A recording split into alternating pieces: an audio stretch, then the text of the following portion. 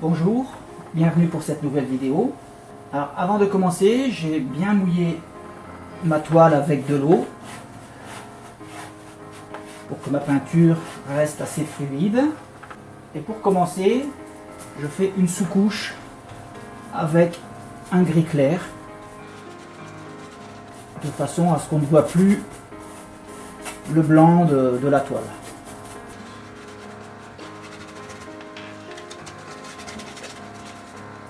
Et ensuite, je prends du blanc de titane sur mon pinceau et je le mélange avec ce gris clair en essayant de faire quelques effets. C'est ce qui va nous servir donc de base.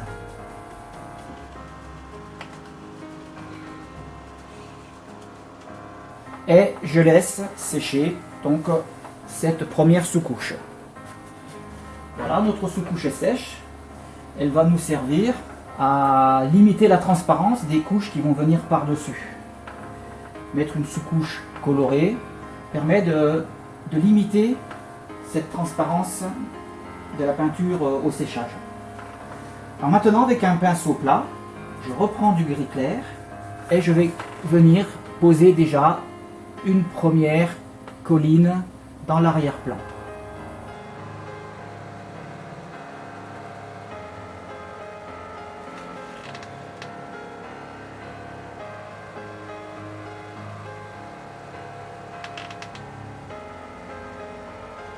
Avec une couleur donc suffisamment claire pour qu'elle paraisse éloignée.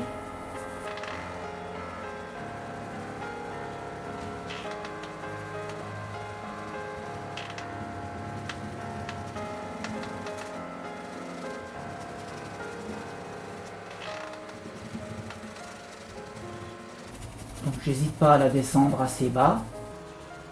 La colline qui va être superposée viendra par-dessus et sera donc moins transparente en ayant une couleur déjà en dessous.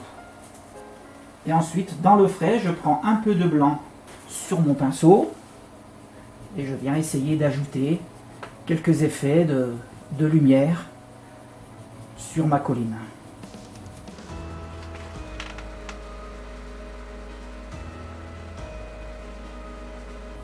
Ne cherchez pas les détails, c'est dans l'arrière-plan, donc c'est pas la peine de détailler.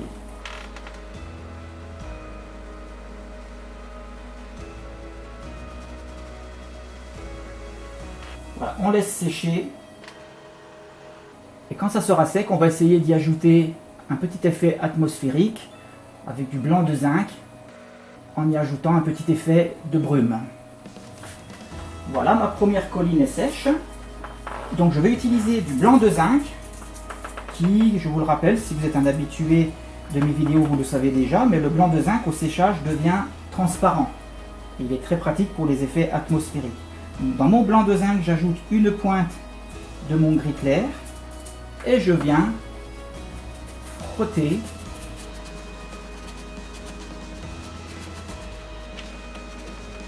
mon blanc de zinc est frotté de façon à lui donner un effet brumeux.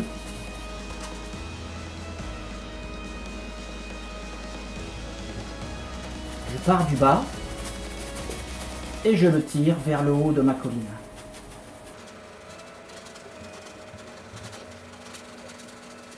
Alors, il faut le faire bien sûr sur un fond, sur une peinture qui est sèche pour ne pas la décoller. Et je peux même le prolonger un peu dans le ciel. Ça permet d'intégrer la colline dans le ciel. Et par-dessus, je peux prendre un peu de blanc de zinc pur pour rajouter encore des effets sur le bas de la colline.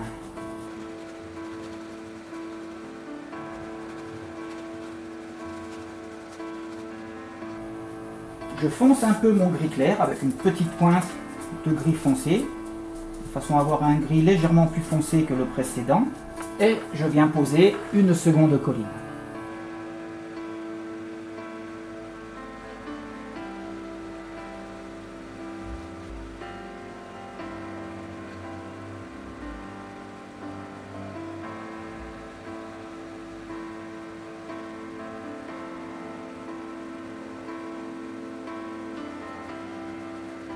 Je tire bien ma peinture, je ne peux pas avoir une couche trop épaisse.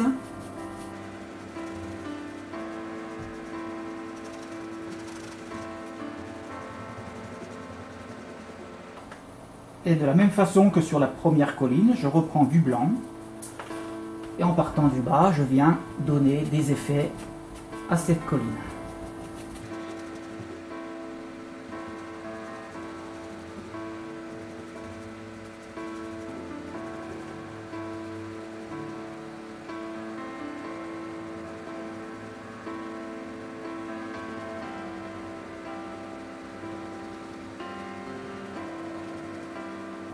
On laisse sécher et on reviendra aussi de la même façon, reposer un effet atmosphérique avec de la brume.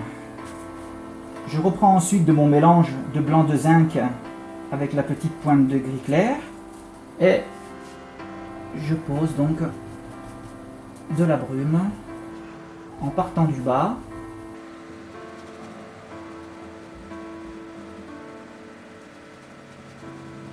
Je la tire donc vers le haut.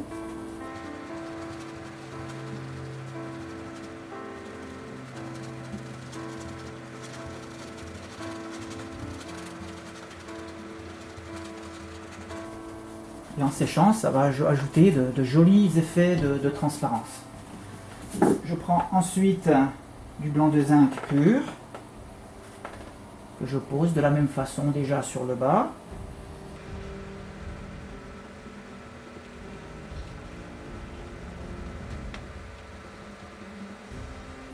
Et je le tire donc vers le haut.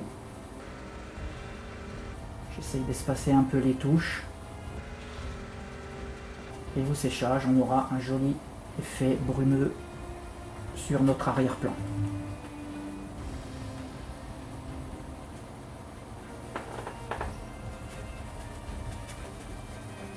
Je peux même, maintenant que la première colline est sèche, rajouter un peu de ce blanc à la base de la colline. Je rajoute encore une pointe de gris foncé à mon mélange qui m'a servi à faire donc la base de cette colline et je viens poser une nouvelle colline.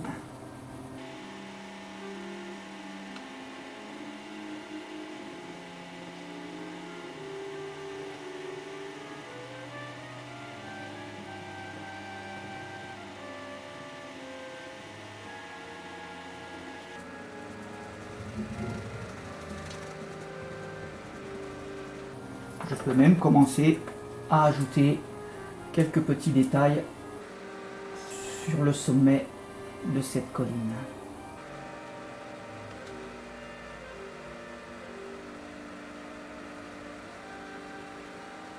Des détails vraiment très légers. On est encore assez loin dans l'arrière-plan. Et comme tout à l'heure, je pose en partant du blanc, du bas, du blanc de titane que je viens mélanger à mon gris.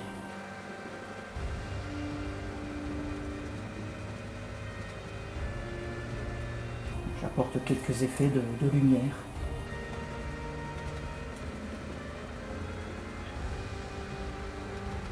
Et on laisse sécher. Voilà, quand c'est bien sec, on reprend du mélange blanc de zinc avec le gris clair et on repose de nouveau notre effet atmosphérique.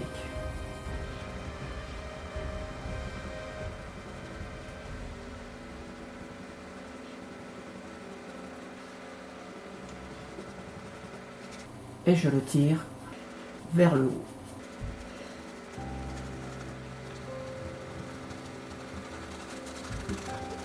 Je le frotte.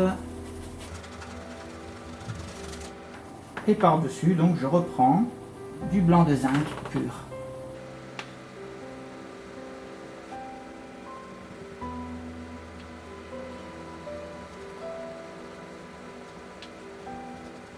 Et on essaye donc de redonner des effets avec ce blanc de zinc par-dessus ce gris transparent. Et je peux en remettre un petit peu à la base de la colline précédente.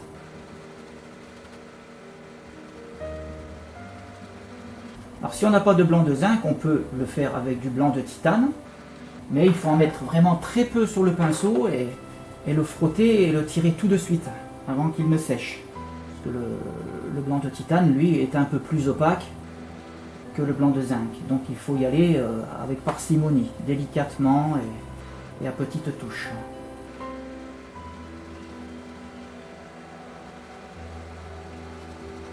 Et on refait une nouvelle colline devant en rajoutant un peu de gris foncé à notre mélange de la colline précédente. Et on pose une nouvelle colline.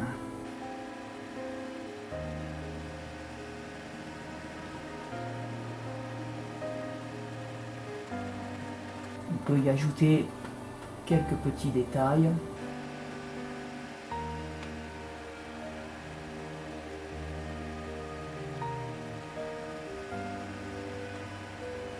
Et un peu de blanc de titane mélangé pour ajouter un peu de lumière.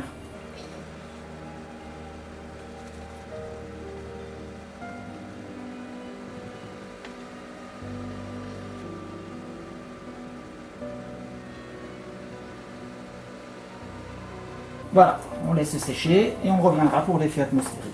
Maintenant que c'est sec, on reprend notre mélange pour l'effet atmosphérique, blanc de zinc avec la petite touche de gris clair. Et comme pour les 3 collines précédentes, on pose à la base notre petit mélange et on le tire vers le haut. On reprend du blanc de zinc pur, même chose, on pose notre blanc de zinc et on le tire. N'ayez pas peur, hein, si ça fait un peu opaque au début, il va devenir transparent au séchage. Et on peut en remettre encore donc à la base de la colline précédente.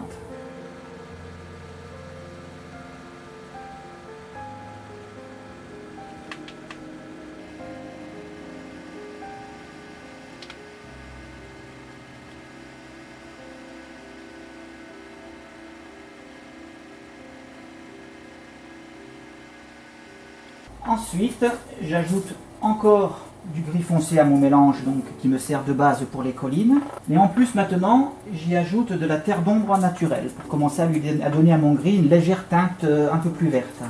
Et on pose donc une nouvelle colline.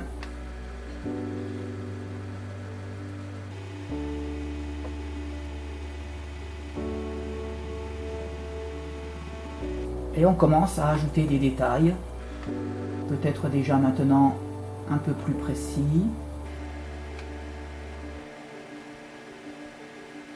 On fait des petites touches pour dessiner des pointes, des sapins qui dépassent, des arbres.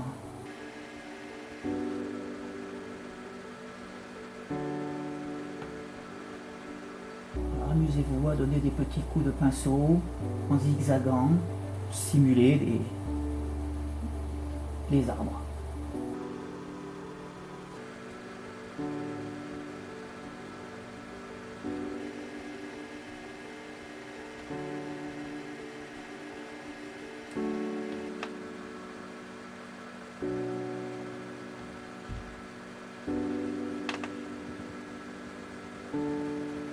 Et je tire un peu de ma couleur vers le bas. Ça va servir de sous-couche aux collines qui viendront encore par-dessus. Et toujours avec le blanc de titane, on vient donner de la lumière à tout ça. Petite touche.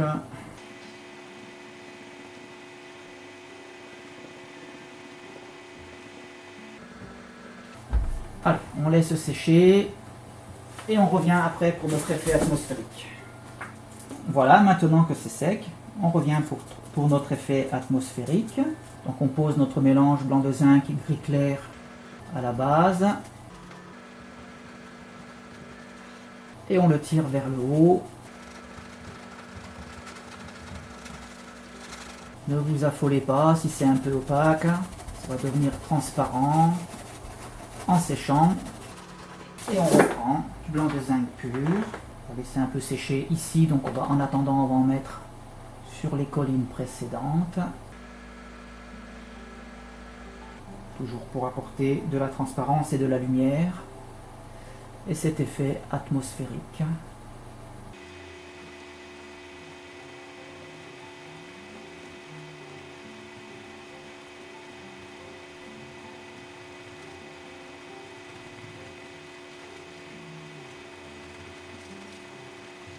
Et délicatement on le lisse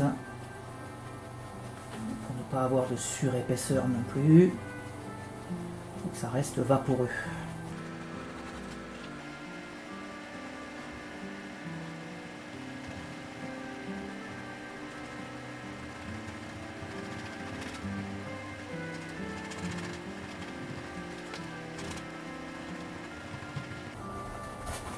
Voilà, on va le laisser sécher.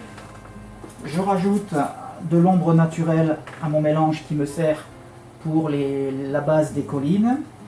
Ombre naturelle et une petite pointe de noir pour le foncer encore plus. Et je viens ajouter une nouvelle colline.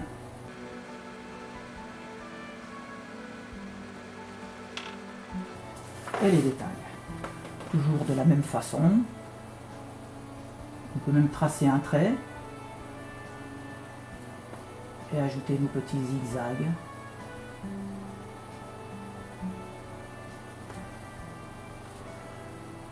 Bon, on fait comme on veut, on peut directement faire nos petits zigzags. Ou comme je vous le disais, tracer un trait et après ajouter les zigzags.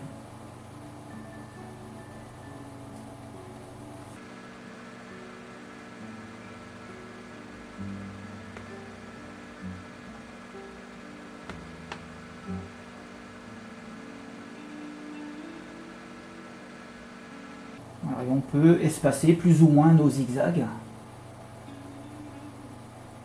Je peux par exemple, voilà, là, les garder assez serrés. Et puis, sur le suivant,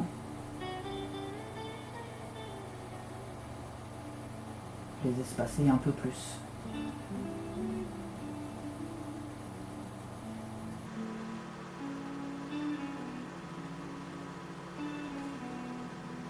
Je prends mon blanc de titane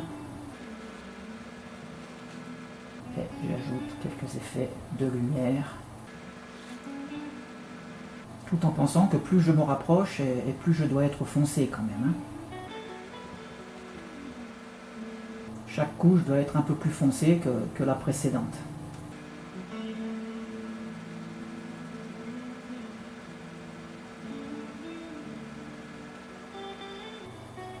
Quelques détails en trompe-l'œil pour faire ressortir un peu plus cette colline par rapport aux autres.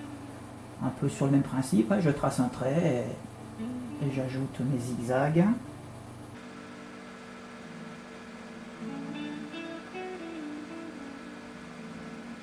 Voilà, on laisse sécher et on revient après pour notre effet atmosphérique. Je reprends de mon mélange atmosphérique, comme pour les autres collines. Je pars de la base et je remonte mon effet vers le haut en frottant.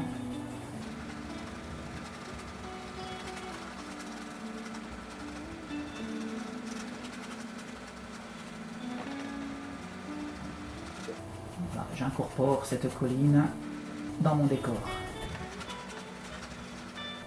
Je reprends mon blanc de zinc pur et je rajoute une nouvelle couche un peu partout. Toujours donner cette lumière, cette transparence.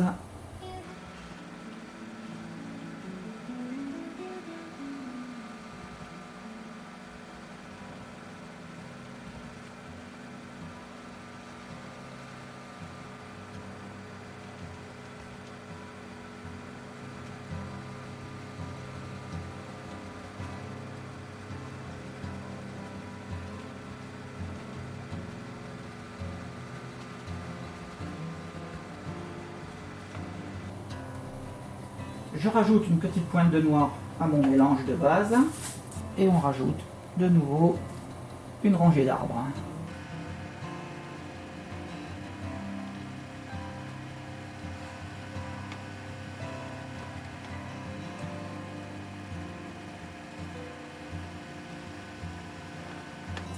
Et avec mon petit pinceau, donc je viens ajouter les détails.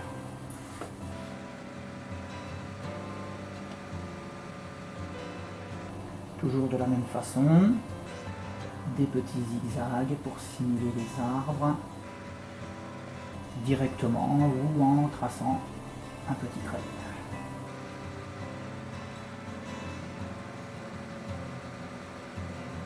Voilà, je vais vous faire grâce donc de la longueur de la vidéo, le temps que je dessine mes sapins. Et je reviens vers vous une fois que j'ai ajouté tous ces détails. Voilà, j'ai fini donc les détails et je descends toute ma couleur foncée jusqu'en bas. Ça va nous servir de sous-couche pour notre avant-plan. Et dans le frais, je rajoute donc quelques effets de lumière pour varier un peu les tons.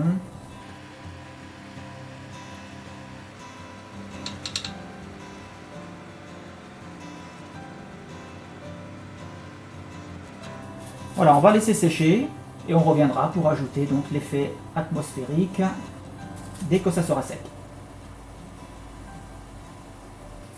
Voilà, notre peinture est sèche. Donc maintenant, on revient sur notre effet atmosphérique avec notre gris transparent, blanc de zinc et gris clair mélangés. Et de la même façon, je pose mon gris. Là, j'ai pris un pinceau un peu plus petit pour garder plus d'espace dans mes effets.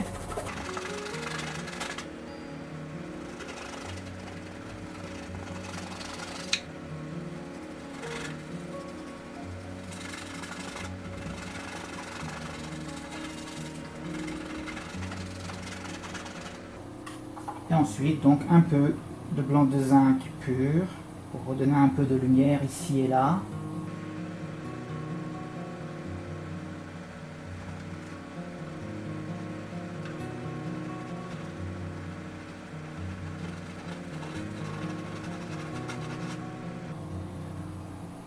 Quelques petites touches aussi sur l'arrière-plan.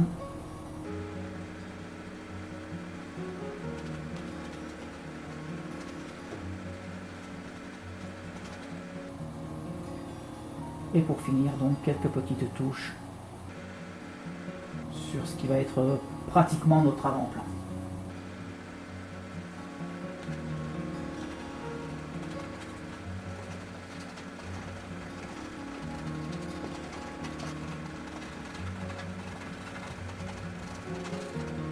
Alors maintenant, voilà, on va passer à encore une couche supérieure d'arbre. Et avec mon pinceau fin, je vais venir de nouveau dessiner une rangée d'arbres dans un ton peut-être encore un peu plus foncé.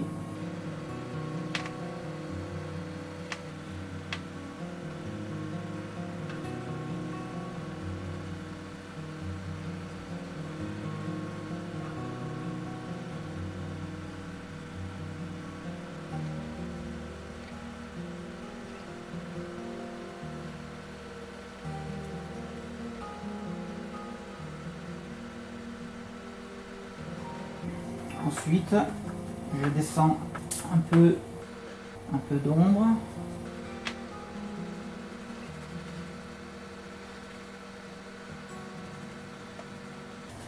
Et alors, ou j'attends que ça sèche, ou sinon je prends un sèche-cheveux et je sèche avec mon sèche-cheveux pour gagner du temps. Et quand c'est sec, je viens ajouter mon effet atmosphérique. Toujours de la même façon, en partant du bas. Et je le frotte. Je peux aussi le frotter au doigt. rajouter cette brume. Je peux aussi le faire avec un pinceau rond.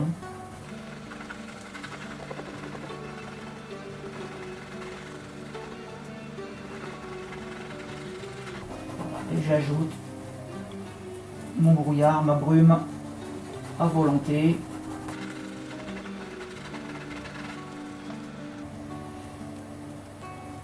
Et je prépare la place pour une nouvelle petite rangée d'arbres.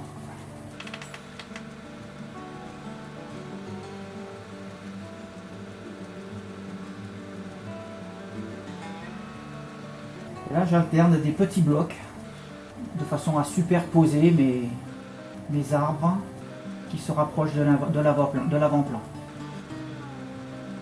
Je ne fais plus de grands aplats comme j'ai pu faire sur les parties plus hautes et plus éloignées.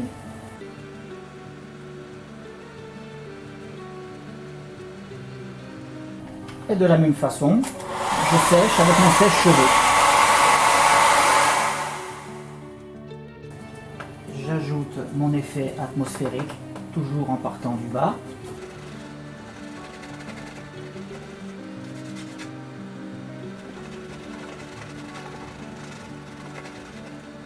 Je peux même en rajouter un peu sur le bloc précédent.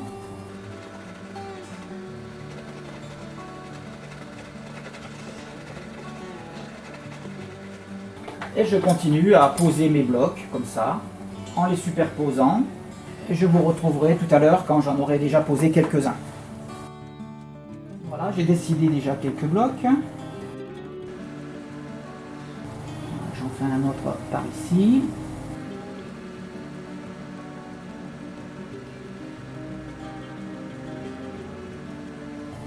Je peux aussi donc superposer avec le bloc précédent.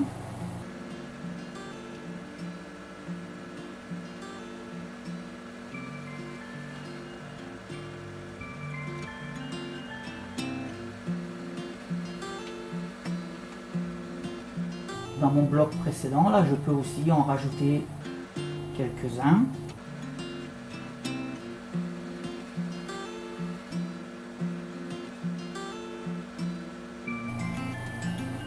Une petite base.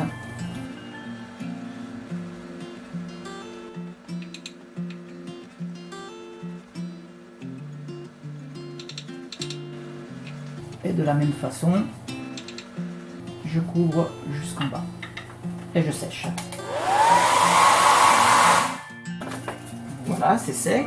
J'ajoute maintenant mon effet atmosphérique, mon effet de brume, toujours en partant du bas. Et là, je le charge assez en bas, parce que de toute façon, ça va être recouvert par l'avant-plan, de façon à ce que j'ai de la brume derrière mon avant-plan, quand je l'aurai posé, bien sûr.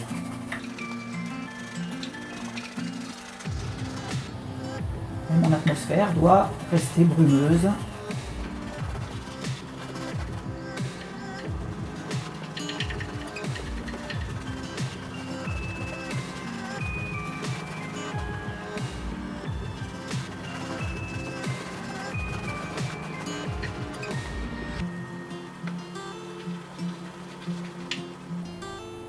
Alors on va passer maintenant à notre avant-plan. J'ajoute du noir à mon mélange pour avoir un mélange très foncé. Et je viens ajouter le sol de mon avant-plan.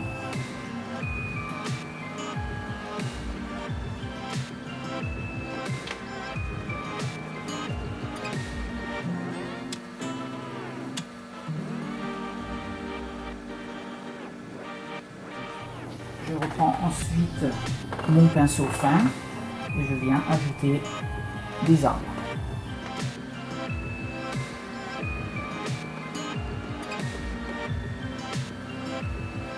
Très foncé. Donc je peux serrer les branches, je peux les espacer aussi, en mettre que d'un côté. Rajouter des troncs.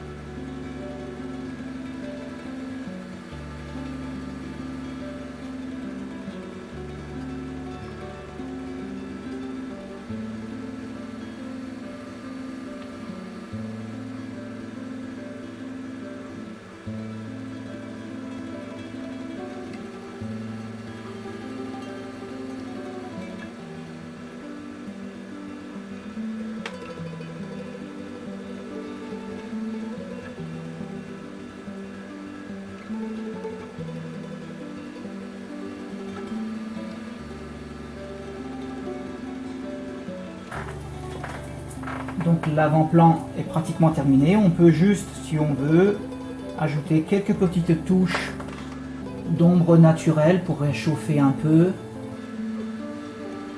Juste quelques touches sur les feuillages.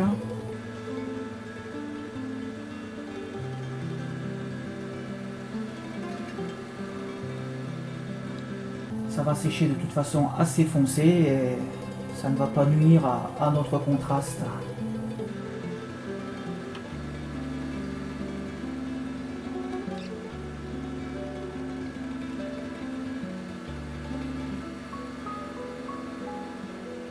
Et on peut aussi en mettre quelques touches sur le sol. Juste l'éclairer un peu, le réchauffer.